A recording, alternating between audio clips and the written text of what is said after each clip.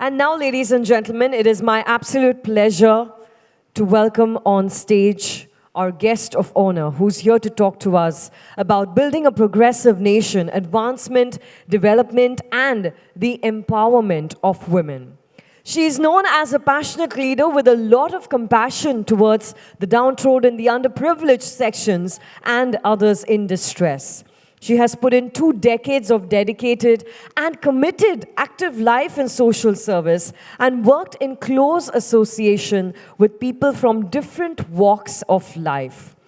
Owing to her unrelentless style of functioning and activism in highlight to resolve the issues that concern common people, she came to be known as the firebrand leader with an uncompromising attitude to serve the people. Please join me in welcoming on stage Dr. Tamilisai Soundararajan. Welcome, ma'am. Thank you so much for joining us here, ma'am. Thank you, ma'am. Ladies and gentlemen, I request you all to kindly arise for the national anthem.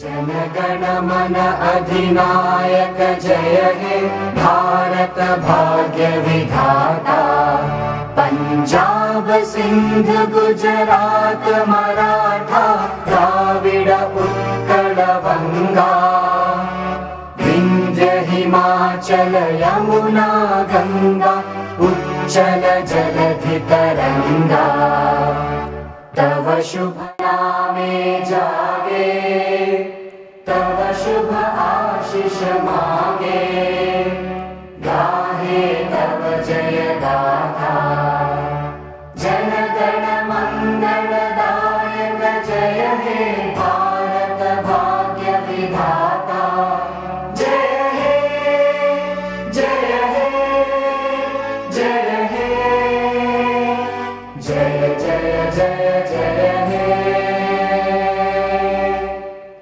You may please take your seat. Ma'am, request you to please address us. Thank you.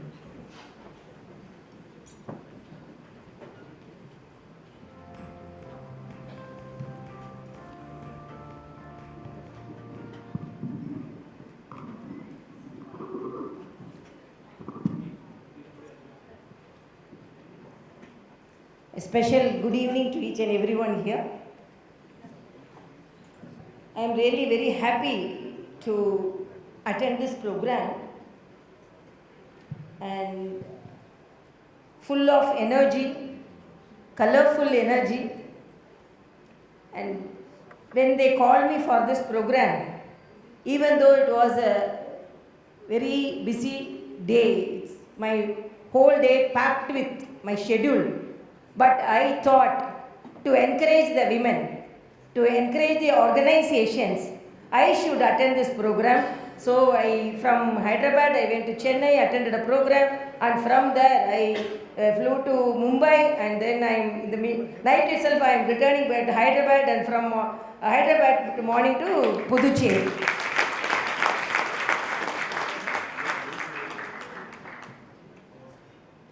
And to talk about the women empowerment, particularly the building a progressive nation, advancement, development and empowerment of women. As a woman, I always, because I am a doctor, I always think that first we have to diagnose the situation, where the women stand today. Are we empowered? Now we are talking more about women empowerment, but it is a general statement. But how women are empowered? First of all, what is the situation of the women at present? Because I was practicing as a sonologist, until the enforcement of law, when a female fetus was diagnosed few years back, few decades back, the family didn't want a female child. So until a female child is denied its birth, and I have seen so many women, they have so much of talents, But everything come to a stop when she gets married. So unless the dreams of women crushed by the marriages, the customs in our country, until a promotion of a very competent women in an organization is denied because she is a woman, and until a health of an elderly parent, mother, is denied in a family for want of money, the women empowerment is really a big question mark. The women empowerment which we are visualizing is, according to me, is only the tip of the iceberg. But we have to move forward. But as I said, whether I was listening to the final speaker, she was telling, until you feel that you have to come forward, until you have the confidence that you have to come forward, the society is still visualizing a woman only as a secondary factor, I have to say. I can narrate one or two incidences. When I became the governor, I went to Coimbatore and I was waiting in the airport, and most of the people were wishing me. Then one girl child asked her mother, Amma, why everyone is wishing her? She told, she is our governor. Amma, don't bluff. She must be 8 years old. Amma, don't bluff. Then again she told, no, she is our governor. Amma, don't bluff. Then I told, why I was watching her. Then she told, Amma, only old man can be governor. How can she become a governor? So that is the mindset of a child, girl child. Then I called her and told her, I am your governor. Then she wanted a photograph with me. Then her mother told, you are a shy child and you wanted a photograph with the governor. Then she told, when she can become the governor, I can also become the governor. So that is the lesson we want to sow in the mind of the young girl children. And what the children are facing in the society. We are not talking about the affluent children. I laud our Honorable Prime Minister because there was a survey in some of the states when the girl children attained menarche, adolescent age, they dropped from the school education for want of toilets. They didn't have any privacy in the schools.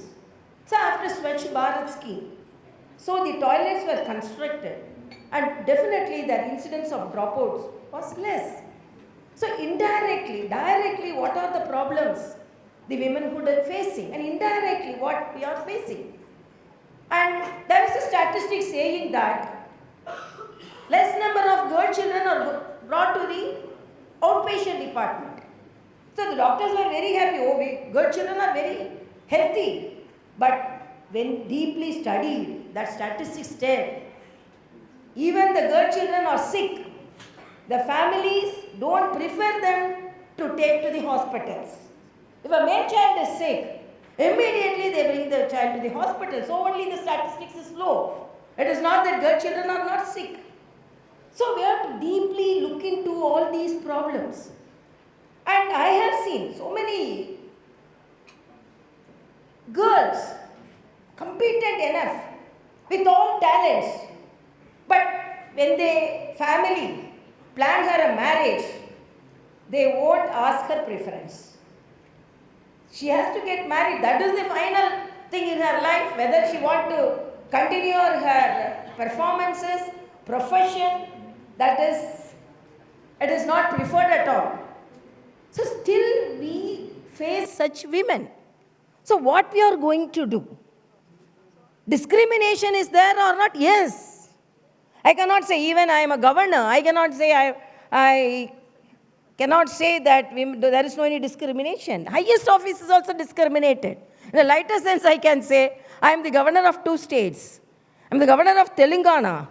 But due to some problem, there is no any protocol followed for me. I always say, what is this? Because I am a woman, that discrimination. We are not bothered. But my message is, the highest protection for a woman of our stage is the courage and the conviction. and the consistency. What I have seen in political field, the women will move much forward with all her talents. But if there is any problem or challenge, she won't overcome that. Immediately she recedes back.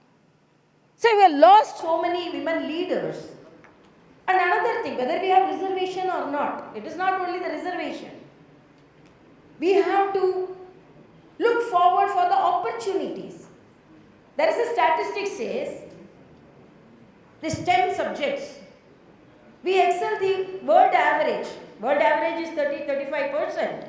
But Indian average is 42%. But when come to the research activities, it is only 14%. Why?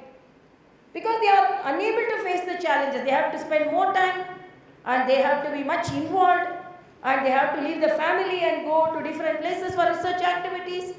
So immediately there is a stop for the research activities. So these are all the things we have to introspect. Why the enthusiasm of a woman? Definitely I cannot say make a woman strong. No, she is already strong. How to perceive, as Swami Vivekananda says, everyone born with a potential. But the women's potential is always undermined, underestimated. I saw in one of the clippings, a woman is like a tea bag. Unless she comes in contact with hot water, nobody knows how strong she is.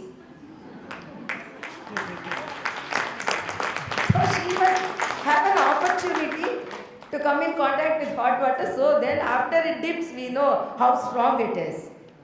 So, opportunities, and whether we grab that opportunity, we always think that as a women, always women's talents are not preferred.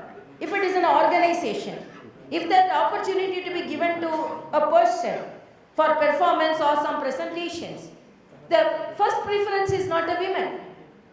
If some men come forward and if they deny that opportunity, okay, then you can do. So this type of attitude is still there. And when we move forward, the society will shake your confidence. I have faced like that. The women, they troll, they body shame you, and they have done all this to me also. But in spite of that, in a lighter sense, I used to say, they used to tell, you're in a colloquial language, dark in color, black in color. I used to tell, I may be black in color, but what all I have, I don't have black money. So I'm very proud that I am black in color because I am a doctor. What all the smallest amount of saving I had, it is due to my medical profession. So my coat is also white, my note is also white, I used to say. So, okay, you troll me, you humiliate me. But when you humiliate me, I used to tell, the stones thrown on me, I will pick it up and build my fort in that. With that. So these are all the challenges the womanhood faces. And I have to grade it in phases. What are the challenges a female girl child faces, adolescent child faces, a CEO or a staff faces, and what a bureaucracy level she faces, and in a political level what she faces. All these things, the society really, when I was conducting online classes during, I am a chancellor of 14 universities, as a governor, during pandemic, we conducted online classes because of lockdown. One child told, we are 3 in our family, 2 girl children and 1 male. We have only 1 cell phone. But my father, even I am the elder in my family, my father preferred to give the cell phone to my brother only. Even today it happens. So the opportunities are denied. So we have to find out, first to diagnose, what are the problems faced by the womanhood. And when I was conducting a analysis of the higher educational opportunities of the women, girl children, The vice chancellors were very happy. No, now the girl children outnumber their male children. But I was asking what are the subjects they select? They selected arts and they selected the common groups, not the technological groups, not the research activities, because they wanted some degree to be sold in the market of marriage. This was told by some of the women students. So we have to assess and analyze what are the problems. And another thing, the women are not aware of the schemes which are given to by the government. I have to say, Sukanya Samruddhi, so many schemes are there. Before and all, they used to tell, no, if a girl child is born, we will become poor and I cannot bear this child, we cannot bear the expenses. But the government takes care. But most of the women don't know that. So only now, even in the villages, suicides are happening. And apart from everything, whatever may be the situation in the society, whatever may be the schemes from the government, whatever may be the support from the organization, the person, the women, as such, she should be confident. She should be courageous. Whatever may be the situation, unless we can extend a helping hand, but if she is not catching it confidently, what can be done? Before and all, there were no any opportunities, the vessels were empty, but now the society gives them dishes. We are ready to grab those opportunities. It is very difficult. So as a doctor, I always request you to look after your health. Please do yoga. I always say we calculate our currencies but not calories. We have to look after ourselves. So be confident. I am not an extraordinary person. When I became the governor, the press came and asked, are you an extraordinary person to become a governor in this age? I told I am a very ordinary person. Because I love saris, I love jimkis, I like flowers, but I do things in an extraordinary way. I can excel a man. When I was the state president of the political party BJP, I was waiting in an airport. One of the leader from Kerala, he came and he was looking at me. It's a VIP lounge, you are sitting there. I told I am the state president of Tamil Nadu unit. Then he was asking, Mahila Mucha? No, I told, I was parent body. So he didn't accept that parent body president will be a woman. Then immediately I told, no, I am a parent body woman. I am a parent body chief. Oh, in Tamil Nadu, women is heading the state of the political party. That was an exclamation. But I always felt that, I always say this, no, I don't need reservation at all. I can work like a man. I can work more like work more like a woman or more than a man.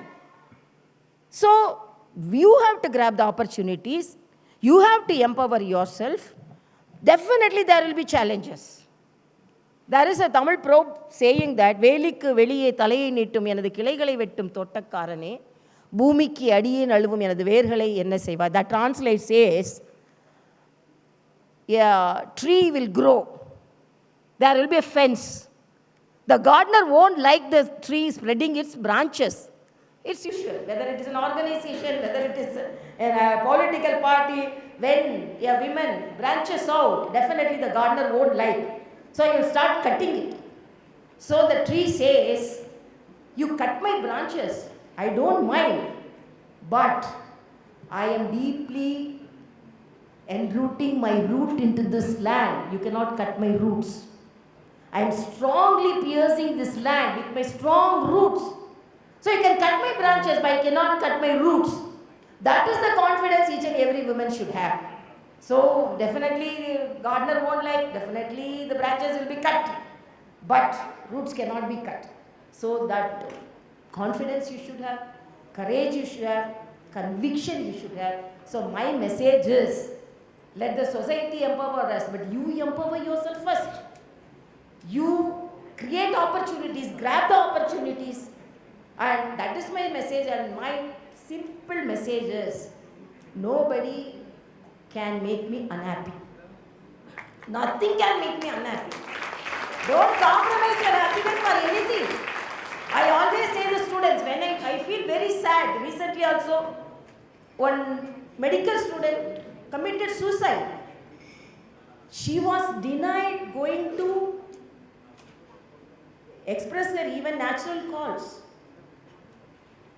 So these are all the problems women would face. She wrote a letter.